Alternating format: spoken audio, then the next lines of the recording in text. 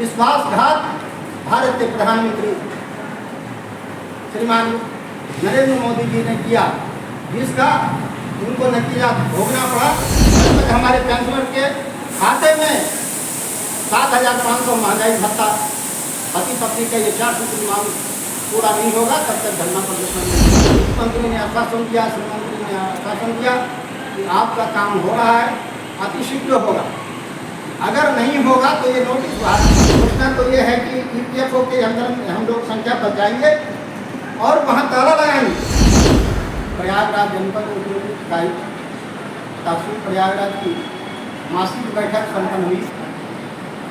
इस बैठक में विभिन्न उद्योगों के roadways, BPCL, RTI, Baidyanath, BMC, Raymond, GC, अन्य प्रतिष्ठानों के सेवानिवृत्त पेंशनर एकत्रित हुए और अपने EPS 95 राष्ट्रीय संगठन समिति का राष्ट्रीय अध्यक्ष श्रीमान कमांडर अशोक रावत जी, महासचिव श्रीमान इंजीनियर वीरेंद्र सिंह राजावत जी के नेतृत्व में जो 4 सूत्री मांग 7,500 महंगाई भत्ता, पति पत्नी का मेडिकल, जो पेंशन से वंचित सेवानिवृत्त कर्मचारी हैं उन्हें 5,000 प्रतिमाह, सुप्रीम कोर्ट का आदेश बिना किसी भेदभाव किए मूल वेतन पर हाई पेंशन की मांग, NSE के द्वारा प्रधानमंत्री जी के द्वारा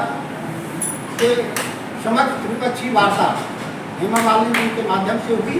2 बार प्रधानमंत्री जी ने आश्वासन दिए कि आपका मैं प्रधान सेवक हूँ, आपका सेवानिवृत्त पेंशनर का 4 सूत्री मांग अतिशीघ्र पूरा किया जाएगा।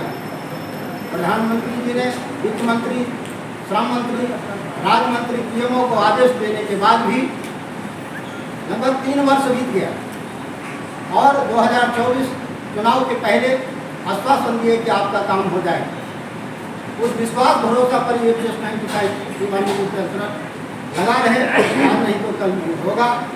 लेकिन विश्वासघात भारत के प्रधानमंत्री श्रीमान नरेंद्र मोदी जी ने किया, जिसका उनको नतीजा भोगना पड़ा। जो 2024 का जो लोकसभा चुनाव का रिजल्ट आया, जहाँ 400 पार का नारा लगाते थे, 242 में सिमट गए। ये EPS 95 पेंशनर के साथ जो सौतेला व्यवहार किया गया उसका देन है। अभी भी EPS 95 राष्ट्रीय संघर्ष समिति ने आह्वान किया है प्रधानमंत्री जी से कि आप हमारा 4 सूत्री मांग जो आपने वादा किया है उसे, अभी जो आने वाला विधानसभा चुनाव है, चाहे महाराष्ट्र हो, हरियाणा हो, उत्तर प्रदेश हो, किसी भी राज्य, उसके पहले 15 दिन के अंदर आप हमारा मांग पूरा करें। 31 जुलाई का जो जंतर मंतर पर जो धरना प्रदर्शन हुआ था, उसमें 15 अगस्त का समय दिया गया। भारत सरकार ने मांग किया, निवेदन किया हमारे राष्ट्रीय अध्यक्ष से कि आपका बुल्ढाना में जो लगभग 6 वर्ष से जो धरना प्रदर्शन आंदोलन चल रहा है उसको समाप्त कर दीजिए। वित्त मंत्री ने निवेदन किया था, श्रम मंत्री ने निवेदन किया। राष्ट्रीय अध्यक्ष जी ने कहा कि नहीं, जब तक हमारे पेंशनर के खाते में 7,500 महंगाई भत्ता, पति पत्नी का ये 4 सूत्री मांग पूरा नहीं होगा तब तक धरना प्रदर्शन आंदोलन समाप्त नहीं होगा। इसी आशय पर, विश्वास पर और आपकी संगठन की ताकत, पेंशनर की एकता को देखते हुए भारत सरकार संज्ञान में है।